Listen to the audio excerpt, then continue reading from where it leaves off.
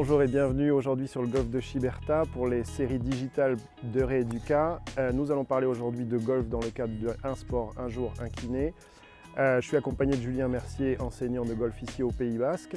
Dans un premier temps, l'épaule avec pas mal de pathologies dans le golf sur l'épaule, des microtraumatismes répétés sur l'épaule. Julien, est-ce que tu peux nous dire toi ce que tu recherches techniquement dans une épaule de golfeur? L'épaule du golfeur, elle doit être mobile sur ce plan-là. Et après, quand on vient en rotation, qu'on ait de la stabilité surtout. Donc on va rechercher dans nos bilans de la mobilité et de la stabilité pour éviter les blessures.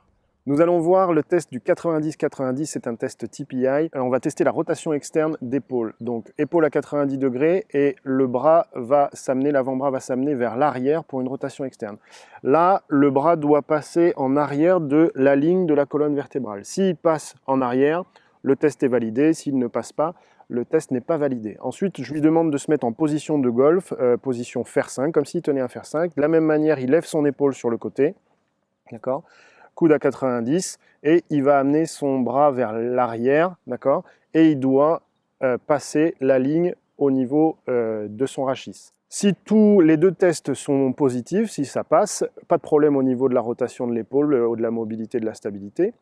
Si dans les deux cas ça ne passe pas, je vais aller tester ma mobilité et ma stabilité. Et par contre, si ça ne passe pas en position de golf, c'est la position de golf qui influence la mobilité de mon épaule, donc il va falloir que je teste tout ça. Dans le bilan de l'épaule en actif et en passif sur le terrain, nous avons pu voir des manques de mobilité au niveau de l'épaule. Il y a des tests spécifiques que vous pourrez faire sur table pour diagnostiquer un manque de mobilité. Les glissements postérieurs puis antérieurs, les glissements inférieurs,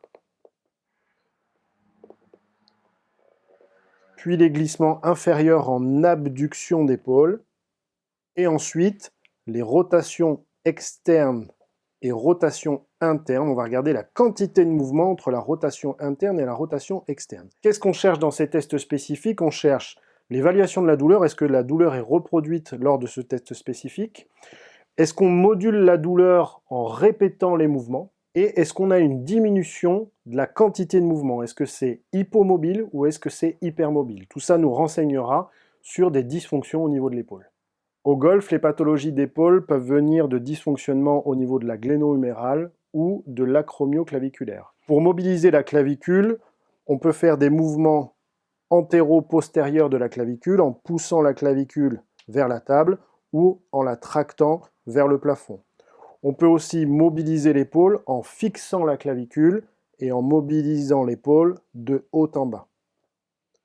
De la même manière, ce que je recherche dans ce test, c'est l'évaluation de la douleur. Est-ce que ça reproduit la douleur ressentie habituellement par le sujet? Et est-ce que je module les symptômes en répétant cette mobilisation? Et est-ce que j'ai un manque de mobilité, donc une hypomobilité, ou alors un excès de mobilité, une hypermobilité?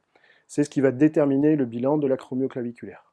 Dans le cadre du bilan de l'épaule, je vais tester chez le golfeur la flexion active de l'épaule. D'abord, en actif, donc Julien, tu vas monter le bras devant toi et je vais regarder l'amplitude de la flexion active. Normalement, je dois avoir 170 degrés. Moi, je gère les compensations pour éviter que le corps tourne. Ensuite, je vais faire une flexion passive. Donc Julien, tu me laisses faire et je vais monter ton bras et tester en passif ce que ça donne. Chez Julien, pas de problème, en actif et en passif, on a 170 degrés de flexion d'épaule, donc pas de souci. Si jamais il y avait un déficit en actif, ce serait certainement le contrôle moteur qui serait déficitaire, les muscles autour de l'épaule qui seraient déficitaires, et je testerai ensuite en passif. Si également j'ai un manque de mobilité pour aller jusqu'à 170 degrés, j'ai aussi de la mobilité articulaire. Si j'ai pas de souci en passif, c'est uniquement le contrôle moteur et les muscles autour de l'épaule qui sont déficitaires. Dans le bilan de l'épaule, un test de contrôle moteur qui va demander au sujet, je vais demander au sujet de venir toucher le haut de l'omoplate avec sa main en passant par la tête. Donc là, pas de souci, Julien trouve bien le point et il revient. Et ensuite, je lui demandais de passer par les lombaires et de toucher la pointe de l'omoplate. Donc là, on voit que Julien cherche un peu plus le point avec une rotation qui est un petit peu déficitaire. Donc ce test-là, je vais le comparer des deux côtés. Je vais voir s'il y a un bon contrôle moteur, comment se fait le mouvement et surtout, quelle est la mobilité de son épaule. Est-ce qu'il est capable de le faire ou non, d'aller chercher ce point. Je vais évidemment comparer des deux côtés et je vais améliorer le côté qui est déficitaire. Dans le cadre du bilan de l'épaule, nous allons tester en flexion active l'adduction et l'abduction qui sont importants dans le swing de golf. Donc je vais te demander, Julien, d'amener ton bras devant toi. Je gère les compensations pour pas qu'il y ait de rotation du tronc et tu vas amener ton bras devant toi en adduction. On doit avoir 45 degrés de mobilité, puis en abduction, 90 degrés de mobilité par rapport au départ. Ensuite, je vais tester en passif. Donc là, Julien, tu me laisses faire. Je monte ici et j'amène le bras en adduction, puis en abduction. Chez lui, et si on a ces mobilités, pas de souci, la mobilité est bonne sur l'épaule. Si en actif, je n'ai pas cette mobilité, c'est certainement un problème de contrôle moteur et de stabilité autour de l'épaule. Si en actif puis en passif, on n'a pas ces mobilités, je vais aller bilanter un petit peu plus la mobilité de son épaule et ce sera quelque chose à travailler au niveau du contrôle moteur et de la mobilité. Dans le bilan de l'épaule chez le golfeur, il y a aussi le bilan musculaire où on va pouvoir bilanter la force, l'endurance des muscles, mais aussi les hypoextensibilités musculaires pour les muscles autour de l'épaule. Par exemple, sur le mouvement de flexion, Julien, si tu veux bien lever le bras jusqu'en haut, voilà. Déjà, dans un premier temps, nous allons regarder la faisabilité du mouvement. Est-ce que le mouvement est correctement fait? Ensuite, on va demander au sujet s'il ressent de la douleur lors de ce mouvement. S'il a des douleurs face antérieure d'épaule, je suis sur un déficit de force, d'endurance ou de stabilité contrôle moteur de l'épaule. S'il ressent des douleurs face postérieure d'épaule, les muscles antagonistes à la flexion, là je suis plus sur des hypoextensibilités, des contractures musculaires. Ensuite, ce mouvement et ce bilan peut être décliné sur tous les mouvements de l'épaule. Sur une rotation externe par exemple, si tu veux venir la main là, rotation externe, si j'ai des douleurs au niveau des rotateurs externes, je suis sur un manque de force, un manque d'endurance de ces muscles. Si c'est sur les rotateurs internes, là je suis plutôt sur une hypoextensibilité des rotateurs internes. Donc vous pourrez évaluer au niveau musculaire l'ensemble des muscles autour de l'épaule et savoir si vous avez des muscles plutôt hypoextensibles ou s'il manque de force lors du mouvement. Alors Julien, tu vas te mettre de dos à moi, le club dans le dos, voilà. Donc là, Julien va tracter le club vers le haut. Cette main-là qui est en bas reste passive. C'est la main qui est en haut qui est active. Donc là, on gagne en rotation interne et flexion ici de coude pour aller gagner en amplitude. Ensuite, c'est la main du bas qui va tracter ici. Donc là, on est en flexion, abduction d'épaule avec une flexion de coude. Et ensuite, on va gagner en mobilité. On tracte vers le haut, puis ensuite vers le bas. Et vers le bas. Donc ça, c'est un bon exercice qui peut servir aussi d'échauffement pour le golfeur et évidemment à faire dans l'autre sens. Dans le gain en mobilité de l'épaule, pour de la rotation externe, donc Julien, tu vas avec ton club passer le club derrière le deux bras, voilà, prendre avec cette main, l'autre main, voilà, ici, et ensuite tu vas tracter ta main droite pour amener de la rotation externe d'épaule. Cet exercice-là, vous pouvez le prendre en échauffement ou en routine de mobilité articulaire. Donc pour la routine articulaire, vous pouvez faire 20-30 répétitions. Pour l'échauffement, une dizaine de fois sera suffisante pour l'épaule. Évidemment, vous faites l'épaule opposée. Le volant de camion, donc tu vas prendre ton club de chaque extrémité, voilà, comme un gros volant de camion. Et puis, sur la route, tu vas tourner de droite à gauche. Voilà. Et là, je vais travailler toutes les amplitudes de l'épaule, en flexion d'épaule, en abduction, en adduction. Et évidemment, ça, vous pouvez mettre en place dans votre routine de mobilité 20-30 exercices pour la mobilité et une dizaine de répétitions pour l'échauffement.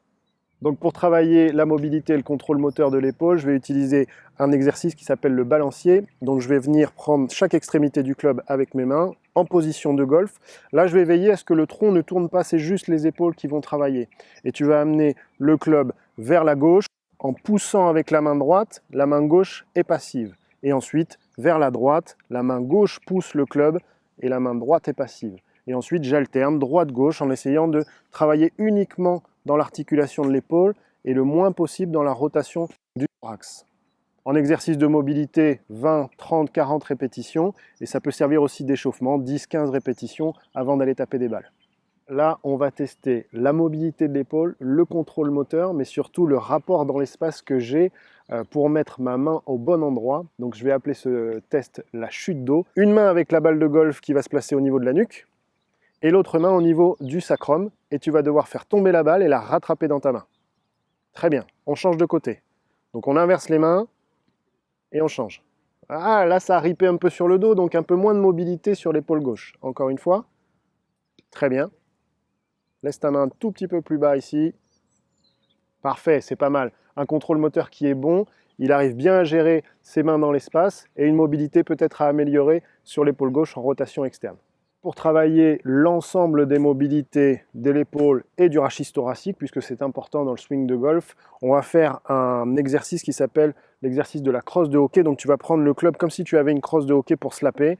Et là, tu vas engager tes épaules vers l'arrière, le rachis thoracique, et ensuite venir vers l'avant en engageant les hanches, puis les épaules, le rachis thoracique. Très bien, tu reviens. Vas-y, monte et redescends. C'est un exercice qui est très intéressant à faire pour gagner de la vélocité, pour gagner de la vitesse, mais surtout pour travailler aussi le côté opposé. Donc tu vas le faire à l'inverse, avec une crosse de hockey comme un gaucher, et tu montes et tu redescends. Donc là, travail de mobilité, travail de renforcement musculaire et d'exercice de rapidité, mais aussi vous pouvez l'introduire dans votre échauffement. Pour finir sur la mobilité de l'épaule, on s'aperçoit aussi que dans les articles scientifiques, le rachis thoracique est très important pour éviter tout dysfonctionnement de l'épaule. Dans le swing de golf, c'est pareil, Julien, je crois. Exactement, ouais. Le rachis thoracique il est hyper important parce qu'on va venir en rotation, donc on a besoin de beaucoup de mobilité. Et c'est pas seulement s'entraîner au golf et faire des swings qui vont nous permettre d'être meilleurs, c'est aussi travailler la mobilité de son corps. Et donc travailler physiquement, travailler la mobilité pour améliorer le swing de golf, c'est ce qui va être important.